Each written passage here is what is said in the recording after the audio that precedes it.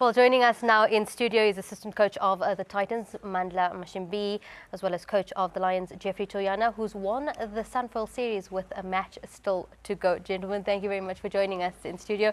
Geoffery, congratulations to you. Obviously, we'll be chatting about the Sunfoil series with both of you a little bit later. Let's start with a topic that's on everyone's lips today. That is the Cricket World Cup and the Proteas.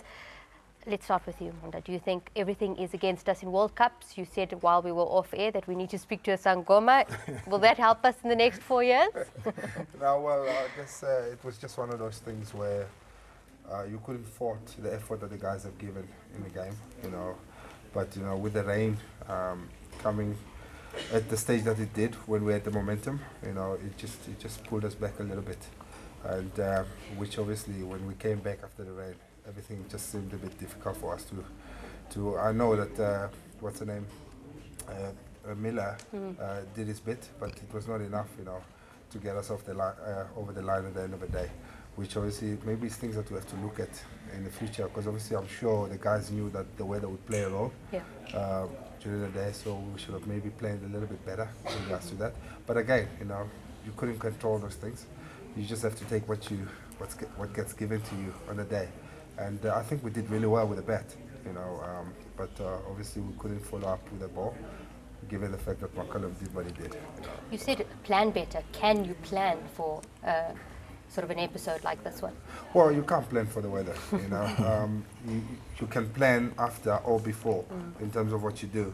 But when it does come in and it hits you the way it did to us today, it actually took us back three steps back, of which if we didn't come through, which we were looking at 360 plus, you know, with AB being at that form the form that he was at that time, it made it difficult for him to come back after the rain and continue in a way that he was actually batting. So which obviously, but like I said, batting is not the biggest issue. It's us not defending the score at the end of the day that made us lose the game.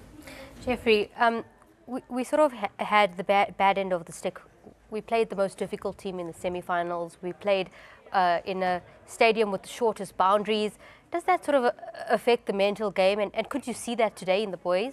Yeah, you know, it does play a role, like in the sense that you've got the Kiwis, you know, like who are playing at home as well, and they know every inch of that ground. Yes, you saw that as well, you know, like as Mandla said, you know, I thought we batted well with the bat. And the big disappointing thing for me, you know, like in terms of the bowling, I thought our lengths were quite poor towards the death there, where we bowled some length bowling, you know, as opposed to trying to hit the block hole.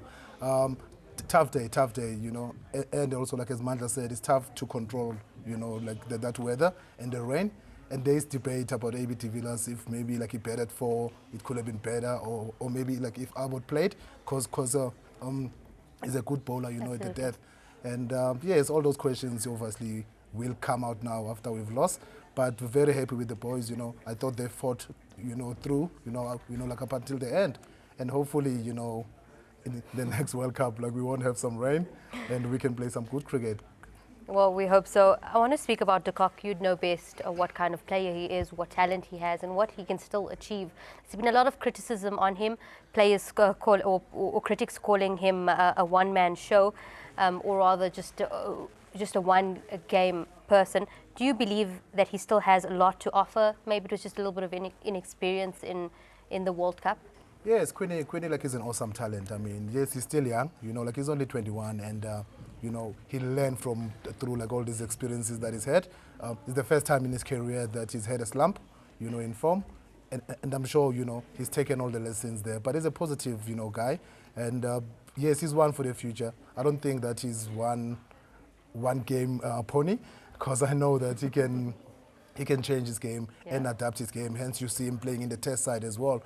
Tough, you know, it was tough for him in terms of the World Cup, and yes, hopefully, you know, like he'll learn and come through and be better in the future. Mandla, in those last 6 overs or so, terrible fielding, very ill-disciplined. I'm sure that's something that Russell Domingo and AB de Villiers especially won't be very happy with. Yeah, no, definitely. No coach will be happy about the display that was displayed on the pitch at that time, at that pressure time. which you expect, most of the time as a coach, where you know that now we're under the pump. Guys need to be on top of their game, with regards to the field. And fielding, to be quite honest, as a coach, you can't do much, It's an attitude thing, it's what the player tells himself when he's in the field. What type of language does he speak upon himself? Does he want the ball? You must be able to want the ball all the time, to expect the ball all the time.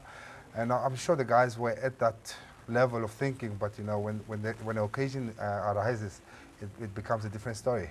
And obviously, yeah, it is a talking point.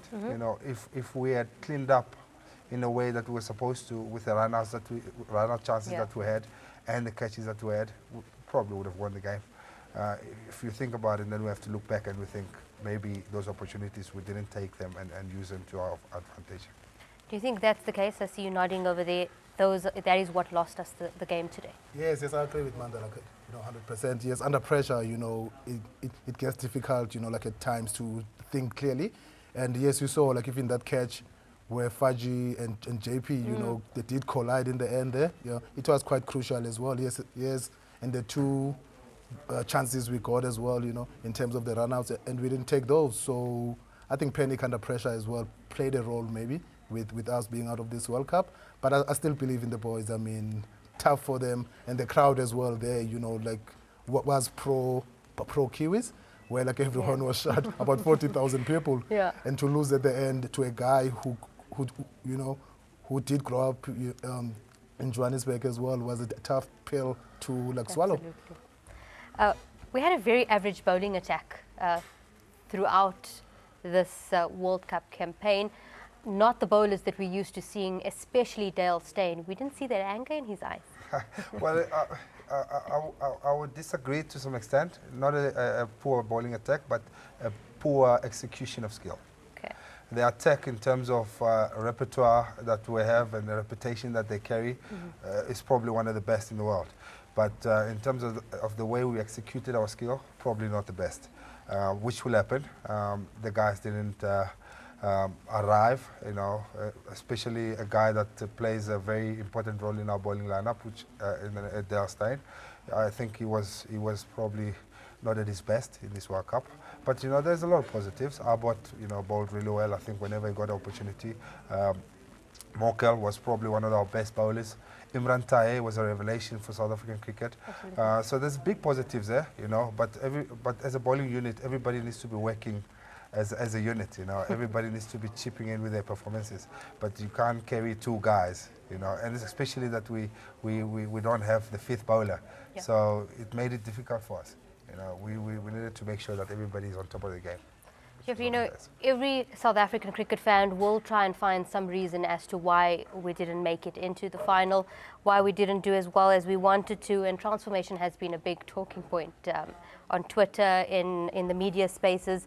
Aaron Pangiso was the only player that didn't play in the World Cup. Unfortunately, he could have been given probably a chance to play in that UAE game.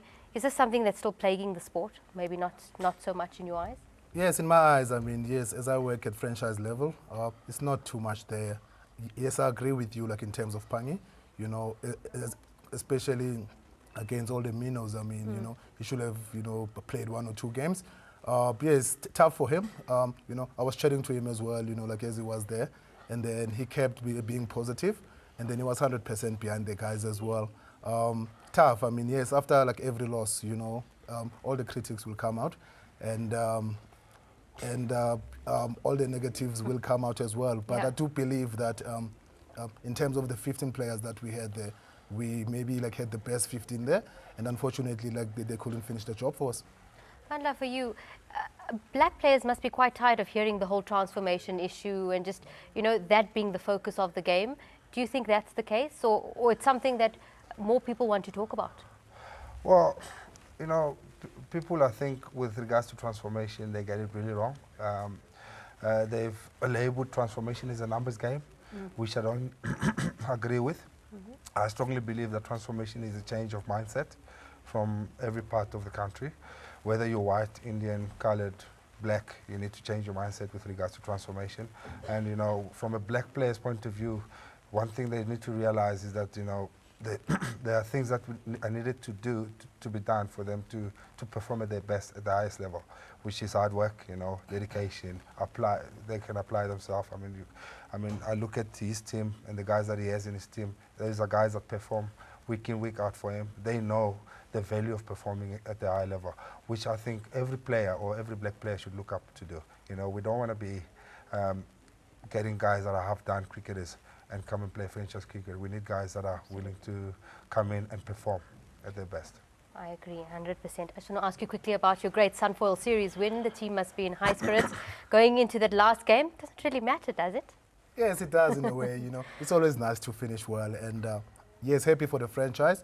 It was tough for us last year. I mean, we finished last, I think, in every competition. And then we've come back this year. We've sat down as a squad. We've chatted about our goals and our plans. And everyone has come through nicely. And if you ever look at our campaign as well, in the 9 games that we've played, I think we've used about 25 players, which shows that our depth, you know, like the Lions has been better this year.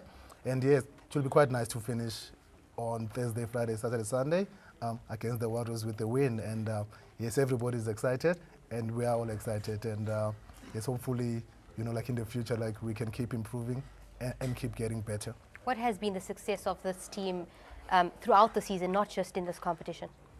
I think the key for us has been our depth, because we are quite one of the lucky franchises which have many guys who play for South Africa. It was quite tough to play without Quinton de Kock, who's been very, very good for us in the last 3 years or so. And Gagagiswa Rabada as well. I mean, you know, he made his debut as well, you know, like at national level. Then we've got Sotsobe as well. So it gets tough. But in terms of depth, you know, I think our depth was very, very good this year. And the belief in the guys, you know, because we know that we were not good enough last year, and we had to come back this year and try like and bounce back, which I think we did this year. And yes, I think as well, in terms of our batting as well, our top 6 was very, very good this year. You know, a guy like Stephen Cook, I mean, he came through for us, and then he led from the front as well with 500s in the campaign. And the Themba Bavuma as well, I mean, he's come back from the test squad, and he's a mature cricketer now.